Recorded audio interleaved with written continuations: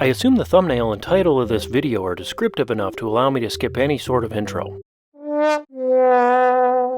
As of this video's release, I've owned this OGIO No-Drag Mach 5 backpack for about 2 years. I'll run through some nice features and quickly move on to some of the bag's quirks. First, let's tackle the no-drag portion of the name. I've seen a few people incorrectly speculate that this bag doubles as some sort of back protector because they interpret drag as sliding across the ground. However, this is just a reference to how well the bag moves through the air. The firm outer shell holds its shape as air passes, and it's noticeably more comfortable than a traditional backpack that might flap in the wind and pull on your shoulders. Staying with the outer features, the Mach 5 has a subtle carbon fiber print, reflective logo and piping, and a spot for the back of your helmet to fit when you're tucked in. Although it's not waterproof, it's certainly water resistant. I got caught in a storm that was bad enough to turn into hail, and everything I had in the back remained bone dry. This OGIO is comfortable. There's padding at all points where it contacts your body, and additional straps at the sternum and waist help distribute the weight. There are 2 external stash spots, one behind your neck and one on the waist strap. Even though this bag is absolutely a fanny pack, it might be the most useful part of the entire bag. It's really the only place you can access without removing the entire bag. I usually keep my wallet, phone, work ID, and a little garage door opener in it. From the outside, there's a strap designed to hold a helmet and a slit to thread a reservoir's drink tube. I thought this was silly at first, but it turns out to be a big morale booster for long rides or hot days. It has one zipper that can expand the bag's volume while the other conveniently reveals the entire contents of the bag. Inside it has tons of pockets and pouches to put all your goodies, loops to hold your shoes, a divider to hold your stuff in place, and a place for a spare face shield if you prefer to switch between a tinted and a clear. Why is the inner lining red?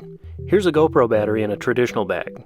Here's the same GoPro battery in the Mach 5. Duck and cover, here comes the opinions. This thing feels great to wear and can handle light to medium loads while making you look like a futuristic Ninja Turtle. But even packed to the gills, it doesn't have enough space to accommodate all your needs on any decent tour. I primarily use this bag to get a laptop and other bits back and forth to the office. When you reach your destination, it's hard to set this thing down. It's going to try tipping over and scratching the nice outer shell. If it does scratch, you can hit these spots with a little Sharpie. I've seen people complain about losing the little bag on the waist strap, but I can't imagine how they manage to do so. Maybe I'm more conscious of keeping that waist strap clipped because I keep my wallet in that little bag? I don't know. Bottom line, if you're concerned about losing the little bag, just pay attention and you should be alright.